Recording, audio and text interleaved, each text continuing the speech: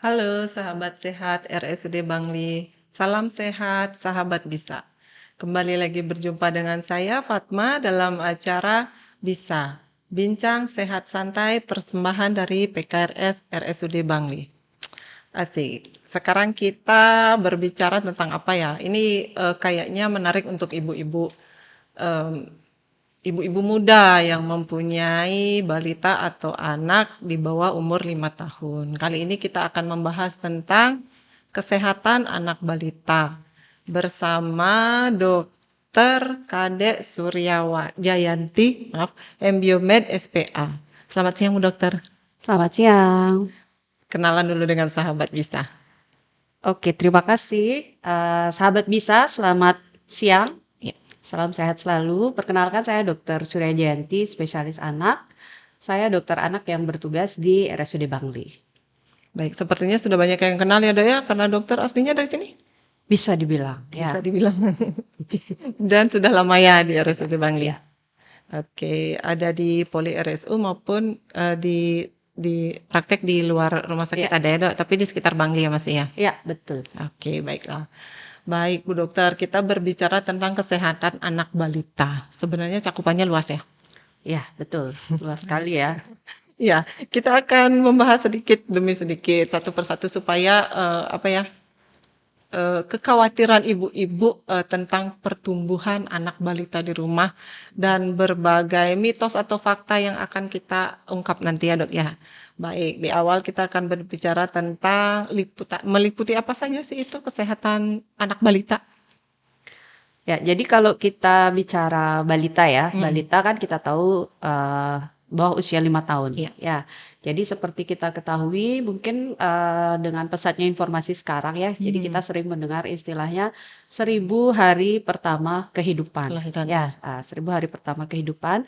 Jadi dia masuk di usia balita itu. Ya, jadi yang disebut dengan 1.000 hari pertama kehidupan itu adalah dari saat konsepsi ya, atau dari saat kehamilan sampai sekitar usia 3 tahun ya, Oke. di mana usia ini merupakan periode emas ya, usia yang krusial untuk tumbuh kembang Iya. seorang anak ya, baik itu dalam hal nutrisinya, kemudian untuk tumbuh kembangnya dan juga risikonya untuk mengalami gangguan kesehatan seperti itu. Sehingga periode ini merupakan periode emas yang penting sekali untuk diperhatikan oleh orang tua untuk memaksimalkan atau mengoptimalkan tumbuh kembang anak ya. Jadi pada periode emas ini akan terjadi tumbuh kembang yang pesat, kemudian perkembangan kognitif atau pengetahuan ya, sosial seperti itu, kemudian juga mental seorang anak, sehingga kesehatan pada saat usia emas ini menjadi sangat-sangat penting ya, seperti itu. Oke.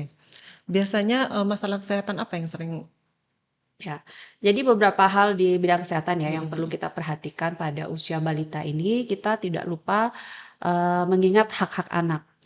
Ya, jadi hak-hak anak itu ada 10 ya, kalau tidak salah itu dari Organisasi Anak Dunia, dari UNICEF. Salah satunya adalah hak untuk mendapatkan kesehatan, ya, pelayanan kesehatan yang baik atau memperoleh kesehatan yang baik. Kemudian ada juga hak untuk mendapatkan makanan yang baik dan bergizi tentunya. Kemudian ada salah satunya juga hak untuk bermain serta hak untuk mendapatkan perlindungan. Ya, itu beberapa hak anak yang harus kita perhatikan ya.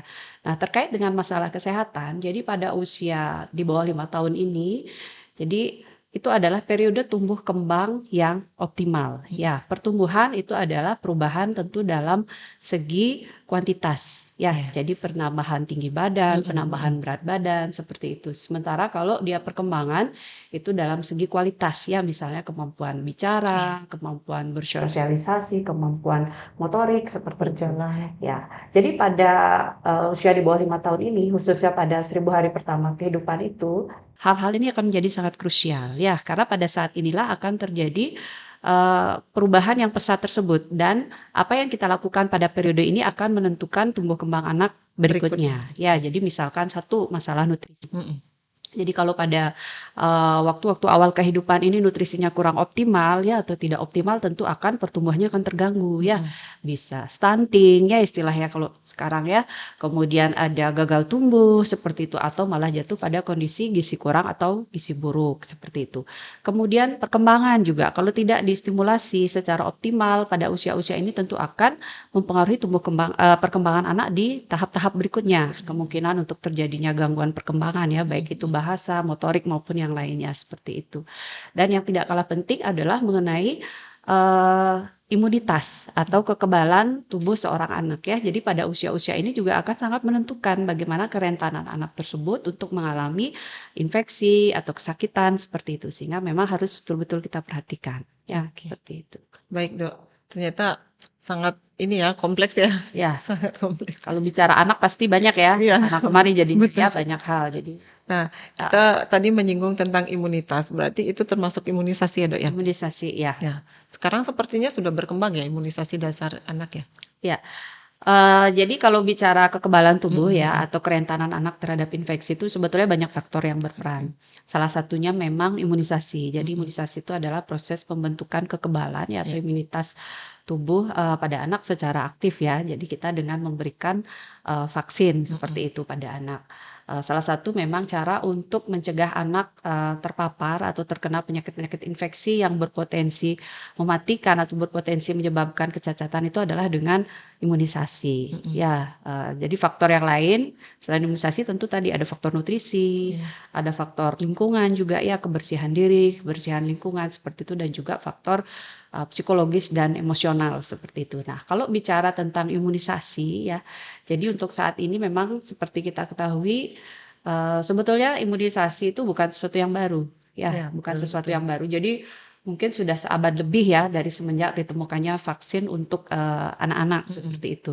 Cuma memang dengan seiring dengan kesadaran yang lebih seperti itu sehingga cakupan imunisasi ataupun jenis imunisasi itu semakin banyak ya. Mungkin kalau dibandingkan 10 tahun yang lalu ya dengan saat ini mungkin sudah berbeda ya.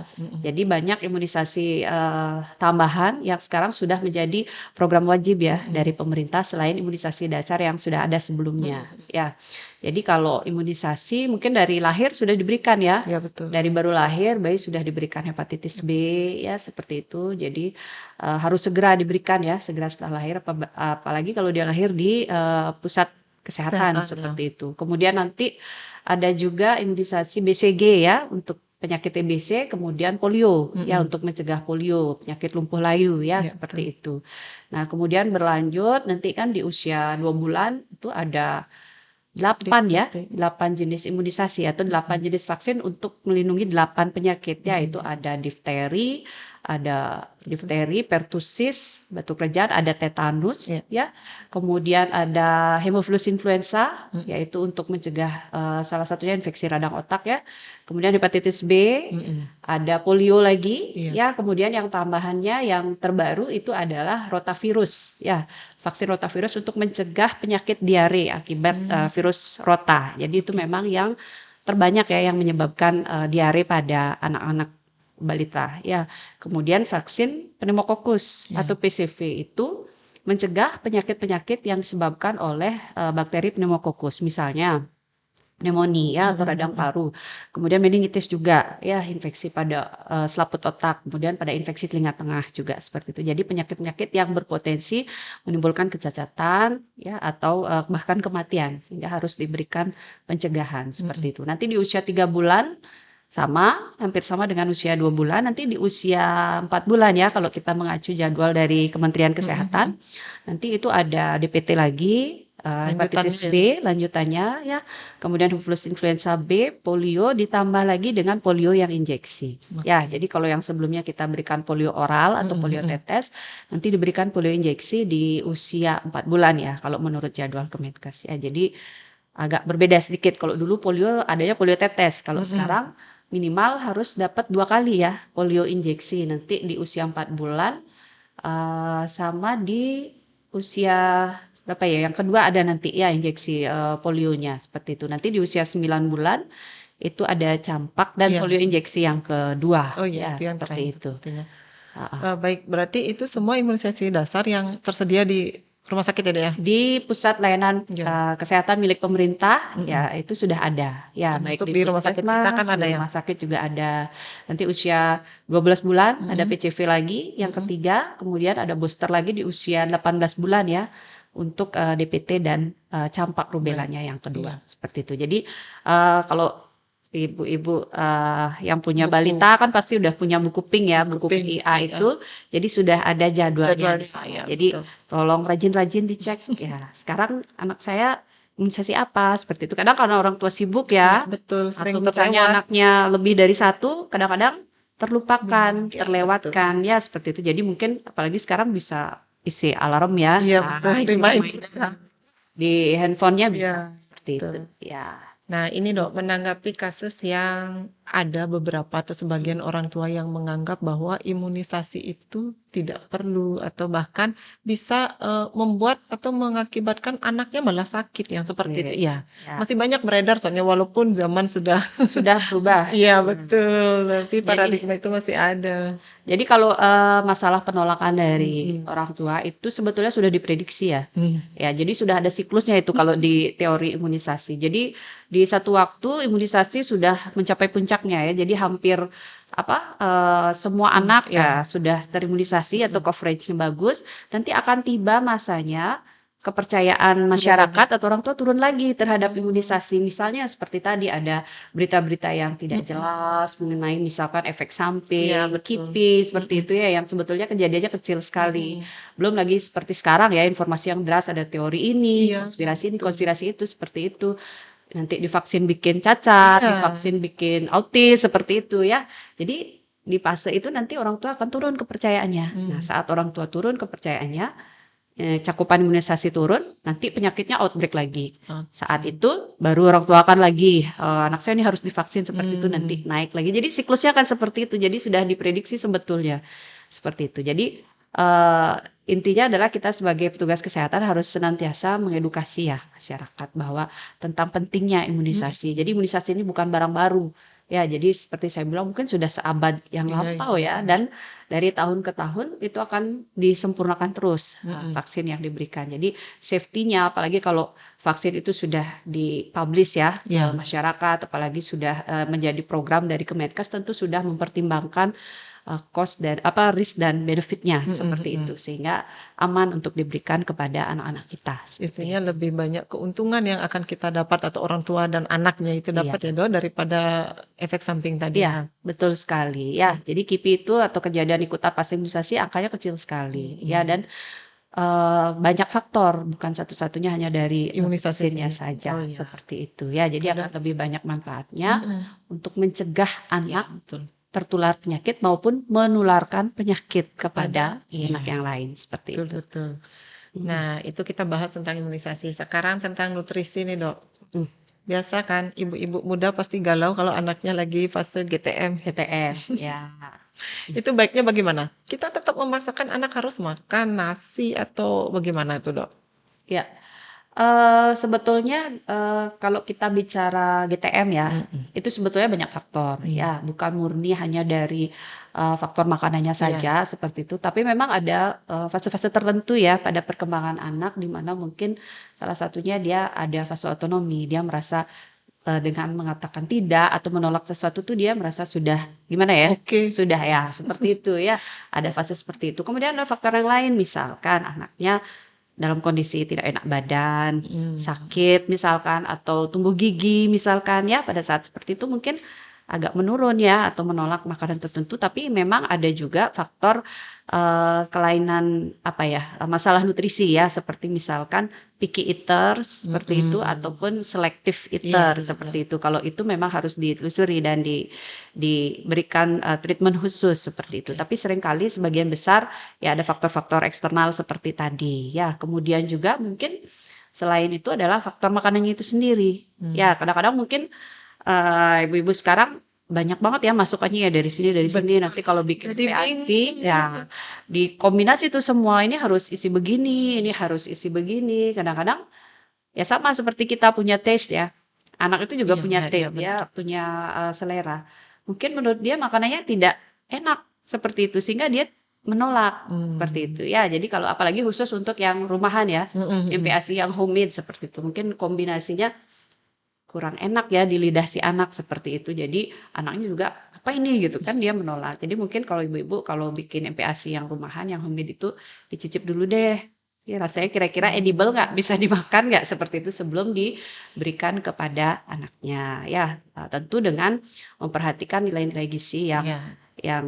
berimbang seperti itu, dan cara pengolahan yang tepat seperti itu. Ya, Ya, seperti ini juga ya kan bisa misalkan dia nggak makan nasi, ada karbo yang lain yang bisa digantikan bisa. seperti itu Ya, misalnya.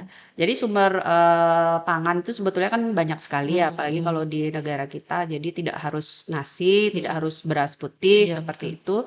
Bisa divariasikan dengan sumber-sumber karbohidrat yang lain misalnya, atau sumber protein yang lain misalnya, itu bisa. Ya, jadi tidak melulu harus satu jenis itu saja seperti itu. Yang penting diperhatikan itu, dan juga cara pengolahannya ya. Jadi jangan sampai food poisoning atau misalnya rusak bahan makanannya seperti itu, alat-alatnya, kebersihannya, seperti itu. Yang sederhana sama seperti kita pengolahan makanan pada umumnya. Ya, jangan sampai ada kontaminasi bahan makanan mentah ke makanan yang siap makan seperti itu. Jadi harus dipisahkan. Cara penyimpanannya juga harus betul seperti itu, sehingga tidak meminimalisir risiko pada anak. Baik. Kalau untuk penambahan gula garam nih, Dok. Nah, ini yang sering jadi kontroversi ya. Banget. Karena sebenarnya anak-anak udah ngerti rasa kan, Iya. seperti itu maksudnya. Betul ya. Jadi ini masih menjadi pro kontra ya. Garam, gula, ada yang strict tidak boleh garam gula di bawah usia setahun, di bawah Iya, usia 2 betul. tahun malah ya, seperti itu. Ada juga yang membolehkan. Ya. Jadi ada beberapa sumber. Jadi seperti saya bilang tadi, jadi anak itu kan sudah berkembang ya indera perasanya. Jadi dia sudah bisa merasakan. Memilih ya. Ya, jadi kalau makanannya hambar seperti itu, dia juga bisa merasakan ini nggak enak, akibatnya dia nggak mau makan seperti itu. Jadi dari sebuah sumber itu memang untuk konsumsi garam sebetulnya tidak betul-betul dibatasi ya. Maksudnya tidak dilarang Dilarang, ya, ya. tapi dibatasi seperti itu. Jadi ada batas maksimal untuk penggunaan garam ataupun gula ya. Kalau untuk garam itu kalau tidak salah kurang dari 1 gram per hari. Ya, jadi sedikit memang, hanya untuk memberikan taste saja. Jadi ada hint rasa asin sedikit atau rasa gurih ya, umami seperti itu. Jadi kurang dari 1 gram per hari kalau untuk anak usia di bawah 1 tahun ya. Jadi kalau 1 sendok makan garam itu 10 gram.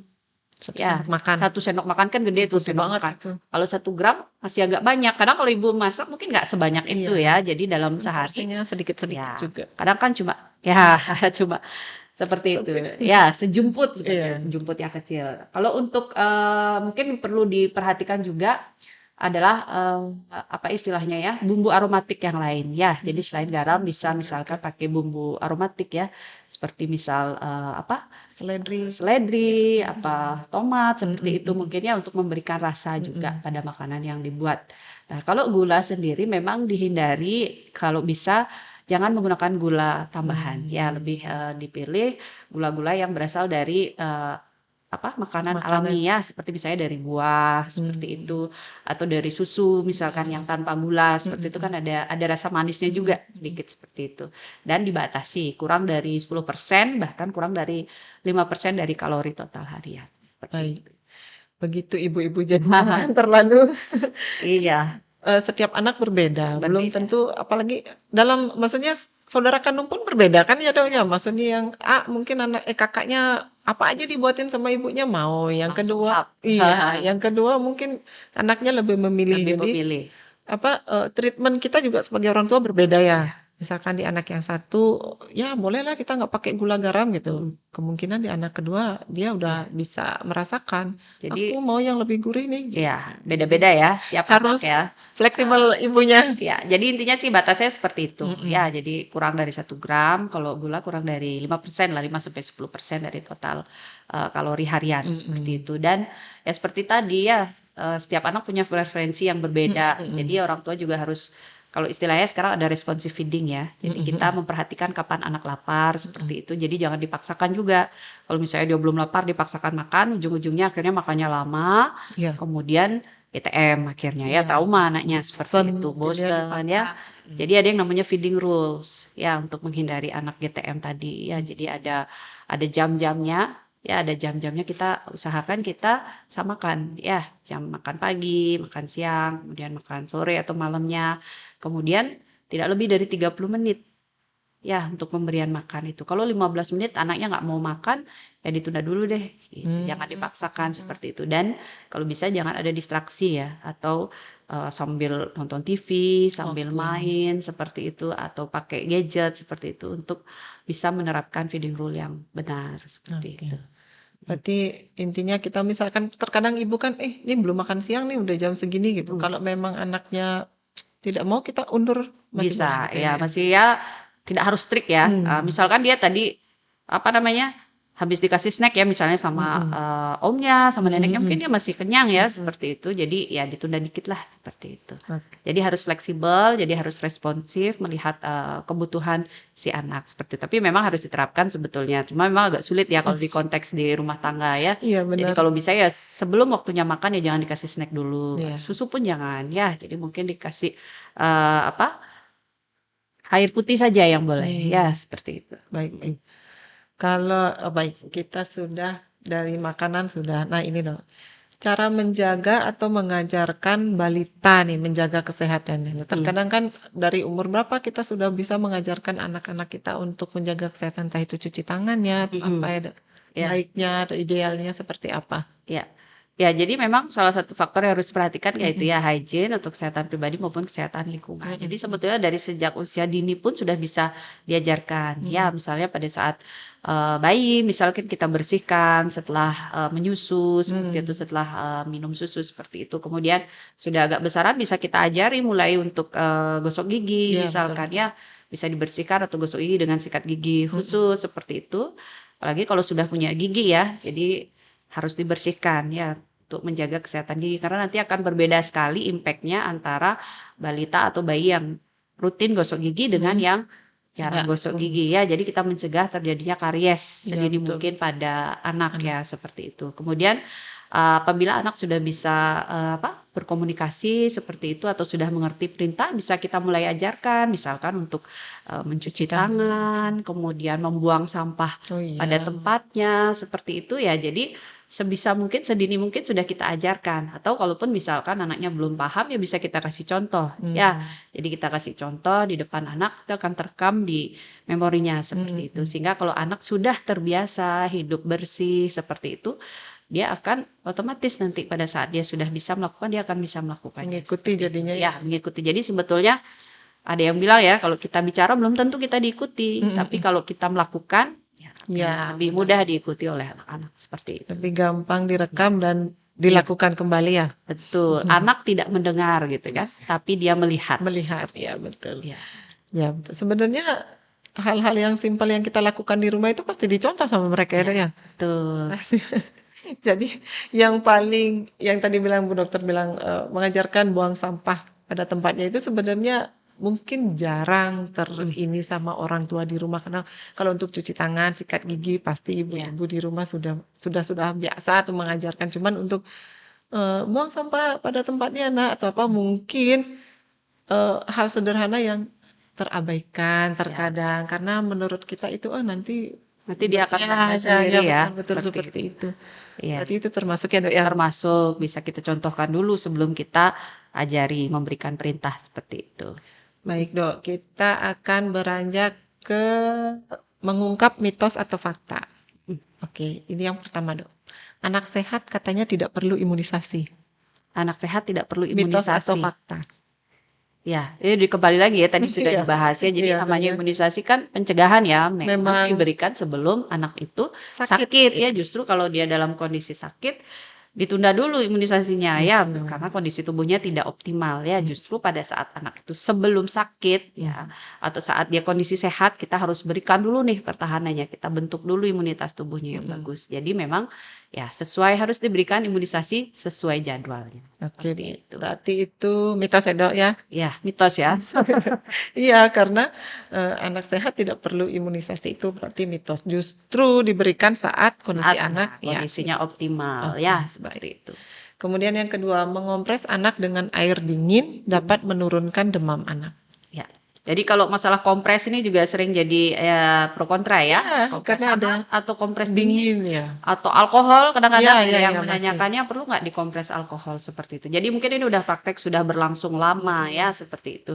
Tapi memang kalau kita bicara apa istilahnya dari dasar ilmiahnya, kemudian dari beberapa penelitian juga, ya satu sih kalau untuk kompres dingin memang tidak dianjurkan ya untuk anak demam seperti itu, karena justru dia akan merangsang tubuh untuk memproduksi panas seperti itu. Ya, jadi ada pusat pengaturan suhu di otak kita justru akan meningkatkan suhu tubuh kita seperti itu. Jadi ada kayak termostat ya di otak kita yang mengatur suhu tubuh seperti itu. Justru kalau diberikan suhu yang dingin, dia akan bereaksi dengan memproduksi panas. Jadi justru malah tambah naik suhunya. Kemudian yang kedua, kompres alkohol itu tidak dianjurkan juga. Ya, seperti itu karena satu bisa membuat anak malah tidak nyaman. Sama seperti kompres dingin juga anak tidak nyaman ya.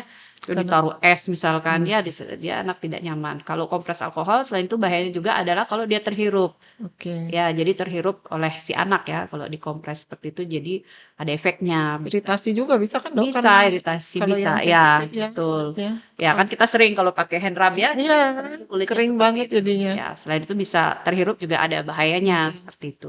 Nah, untuk kompres hangat sendiri, jadi ada beberapa penelitian memang ya. Jadi memang bukan yang istilahnya yang udah betul-betul konklusif seperti itu. Ada beberapa penelitian. Jadi memang dia kalau kompres hangat antara kompres yang didiamkan ya, Ya. dengan sponging ada namanya ya, kayak di sponge, tepid sponging seperti itu. Jadi dia seperti dimandikan ya, diwaslap di waslap seluruh ya betul, waslap seluruh badan ya. seperti itu ya. Jadi metodenya ada seperti itu. Jadi kalau dia dikombinasikan dengan pemberian obat penurun panas ya atau antipiretik itu lebih berpotensi artinya lebih cepat untuk menurunkan suhu pada anak seperti itu. Tapi memang dianjurkan kompres hangat itu kalau misalkan suhunya tinggi sekali ya di atas suhu 40 derajat misalkan atau kurang responsif dengan pemberian penurun panas seperti itu. Jadi bisa dibantu dengan kompres hangat. Tapi memang kalau kompres hangat sendiri seperti itu tidak efektif untuk menurunkan demam seperti itu. Jadi tetap Kerja sama ya tetap rekomendasinya adalah tetap memberikan antipiretik atau obat penurun panas, penurun demam ya seperti itu. Dan pada anak-anak memang pilihan pertamanya adalah paracetamol seperti itu. Jadi perlu digarisbawahi juga bahwa pemberian antipiretik ini bukan untuk menurunkan demamnya ya, tapi lebih untuk memberi rasa nyaman pada anaknya sehingga kalau dia rasa nyaman dia bisa minumnya lebih bagus, makan juga bisa bagus ya dengan minumnya yang cukup tentu akan membantu menurunkan demam pada anak. Secara umum sih masih kita kalau demam itu minum yang cukup, pakaian yang tidak terlalu ketat ya, longgar artinya nyaman untuk anak-anak seperti itu, istirahat yang cukup seperti itu. Baik. Ya. Berarti tadi ada dua ini ya dua teori untuk kompres demam yang hangat tadi, yang kompres yang didiamkan sama yang diwaslap. Ya. Itu lebih efektif yang mana untuk membantu proses penurunan demam?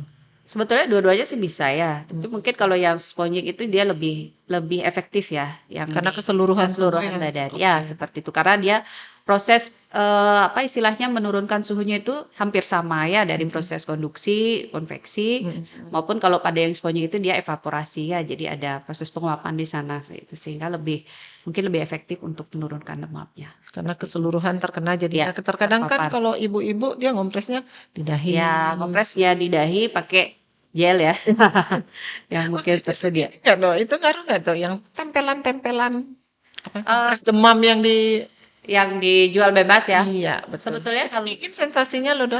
Sensasinya dingin ya, jadi termasuk cold kompres ya, seperti tadi. Cuman mungkin tidak seperti kompres es mungkin ya, tidak sedingin itu mungkin ya. Jadi kembali lagi seperti tadi. Ya, jadi kalau memang yang dianggap lebih ini adalah kompres hangatnya. Ya. Baik. Nah, jadi bisa dipakai dua metode ya, bisa kompres dengan di satu tempat di ketiak atau di ketiak ya, di ketiak, di lipatan paha ya, atau di spons di seluruh tubuh. Ya, atau di waslap di seluruh tubuh. Baik, kemudian kita ke mitos atau fakta yang ketiga. Lemak tidak boleh dikonsumsi oleh balita di bawah usia 2 tahun. Benar atau tidak, dok? Fakta, mitos atau fakta? Kenapa bisa ada seperti itu ya? Ada ya?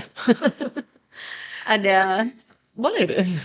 Ya, Lemak, maksudnya kenapa bisa ada mitos atau fakta ya seperti itu. seperti itu ya? Entah kenapa. Nah, Muncul kenapa? seperti itu. Gemuk mungkin ya obesitas. Ya, jadi lemak itu Dipikirnya orang dewasa mungkin dong kalau lemak berlebihan. jadi Kolesterol atau gimana? jadi lemak itu selalu konotasinya jahat ya. Sehingga pada Padahal selalu kita jangan jahat. dikasih jahat. Ya sebetulnya lemak itu kan kita butuhkan ya, bukan sesuatu yang tidak dibutuhkan oleh tubuh. Jadi dia termasuk makronutrien ya atau zat gizi utama justru ya. Ada 3 kan ya, karbohidrat, protein, sama lemak. Iya, Jadi betul. apalagi anak-anak yang dalam masa pertumbuhan. Dan mereka masih aktif. Ya, itu 3 hal itu harus ada. Bukan hanya anak-anak, sebetulnya semua manusia ya, orang dewasa pun butuh karbohidrat, protein, dan lemak. Lemak. Seperti itu. Jadi kalau kita bicara lemak dalam ASI pun, ya makanan yang untuk bayi yang secara alami memang didesain untuk bayi itu pun ada lemaknya. Seperti itu. Jadi kenapa harus tidak boleh seperti itu ya. Tapi mungkin ya kita pilih sumber lemak yang baik, yang sehat seperti itu, bukan asam lemak jenuh, misalnya terlalu banyak gorengan, Iya, misalnya iya, minyak betul. goreng seperti itu ya. Jadi sumber lemak yang baik, Yang misalkan dari dari real food ya, ya, dari butter seperti itu ya bisa. Dari santan misalkan seperti itu. Tapi Oke. jangan terlalu banyak juga ya. Iya, berarti itu dibutuhkan. Jadi jangan dilarang. Terus. Nah, berikutnya, oh ini biasa nih. Zaman saya baru punya anak, kayaknya ini lagi heboh nih, Dok. Baby walker membantu anak belajar jalan. Ada yang bilang enggak, ada yang bilang ya itu. Iya, Begitu. baby walker. Kalau kita bicara baby walker itu kan yang Yang bulat. bulat ya, yang ada rodanya. Bayinya ditaruh di dalamnya. Ya, jadi anak. dia bisa jalan kemana-mana ya. Jadi memang beberapa sumber memang tidak menganjurkan ya. Tidak menganjurkan. Satu karena baby walker itu jadi namanya saja baby walker ya, berjalan. Tapi sebetulnya bayinya itu dia berjalan bukan menggunakan otot-otot kakinya, tapi justru dia menggunakan pantatnya karena kan dia duduk di Duduk, situ, iya betul. seperti itu. Kemudian Oke. ada tengara juga kalau bayi yang menggunakan baby walker itu akhirnya dia ada proses yang terlompati ya perkembangannya. Jadi dia dari duduk dia langsung bisa berdiri sama jalan. Merangkaknya enggak seperti itu. Apalagi kalau dia terus-terusan karena orang tuanya sibuk atau pengasuhnya sibuk ya biar aman dah taruh di Zaman dulu begitu. ya atau baby walkernya diikat seperti itu ya. Jadi seperti itu efeknya ya. Kemudian juga mungkin kurang bagus untuk tulang kakinya ya seperti itu karena dia harus duduk seperti itu. Kemudian duduk dan bergerak seperti itu ya. Jadi dia menggunakan pantatnya untuk berjalan seperti itu. Dan yang berikutnya adalah risiko bahayanya. Ya, risiko bahayanya sering misalnya bayi yang ditaruh di baby walker itu karena dia ada rodanya ya, dia bisa bergerak sendiri, akhirnya dia bisa jatuh, lepas dari pengawasan orang tua, trauma seperti itu sehingga memang tidak dianjurkan Tidak disarankan ya. dengan baby walker seperti itu. Baik. Nah, selanjutnya kopi nih, Dok. Kopi dapat mengatasi Kopi. sembelit pada si kecil. Dan ada juga kopi dapat mengobati atau mencegah kejang pada wanita. Itu Asma lumayan, juga ya. Oh ya. Iya. Lumayan ini tuh, Dok, lumayan heboh. Iya, kencang itu. Masih ya? Masih. Iya. Kasih sedikit-sedikit orang ini nanti mencegah kalau anaknya demam, pasti nggak kejang. Nggak Biasa kejang. minum kopi kayak Iya. gitu. Jadi kalau Ya kan Pak Gusti ya? Pernah dengar ya Pak Gusti? Oh, pernah.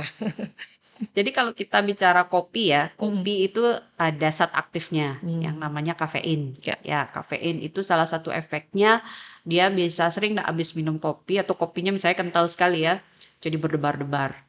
Ya, jadi dia memang stimulan ya, dia akan meningkatkan denyut jantung. Bayangkan kalau misalnya anak yang masih kecil, bayi kita berikan kopi yang menurut kita sedikit ya, tapi namanya bayi yang masih kecil ya, badannya atau anak kecil. Jadi dia bisa berdebar juga. Ya, dan kalau terlalu tinggi bahaya juga ya kalau denyut jantungnya itu tinggi seperti itu.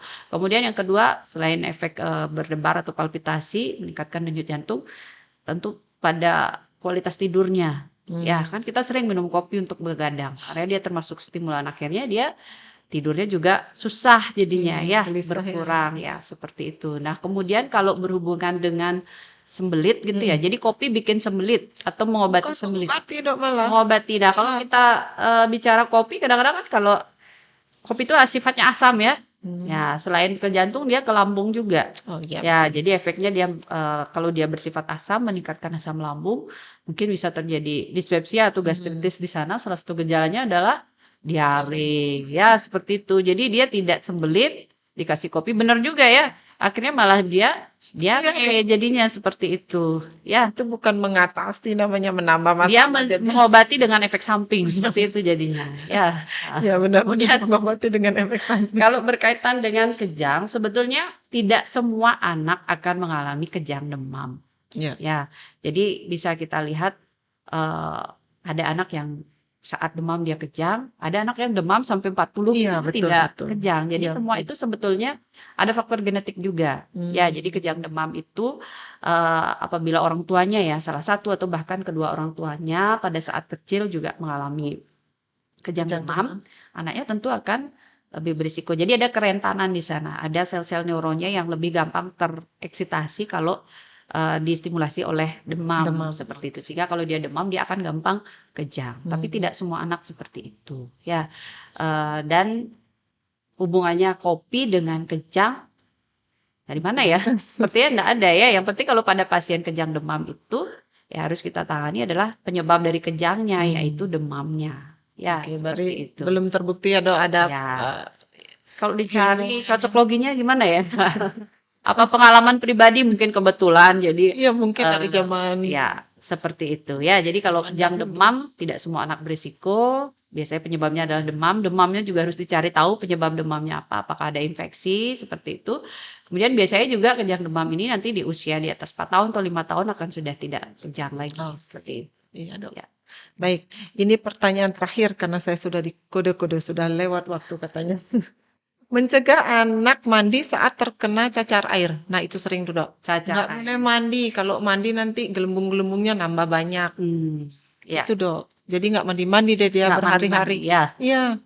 Ya, jadi kalau pada cacar air itu kan penyakit virus ya, penyakit virus disebabkan oleh virus dengan gejala ada vesikel-vesikel ya, atau bintil-bintil Gelembung-gelembung, berair, ya. ya gelembung-gelembung pada kulit itu.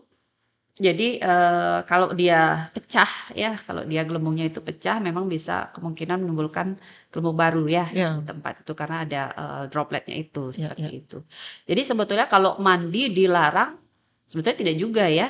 Justru pada pasien seperti ini mungkin dia merasa tidak nyaman.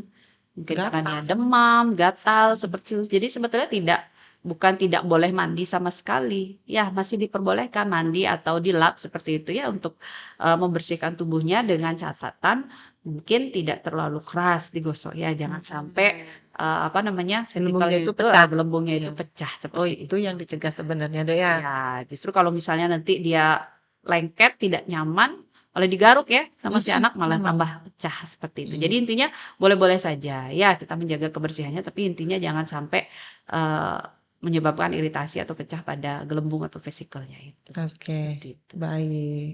Ya. Asik.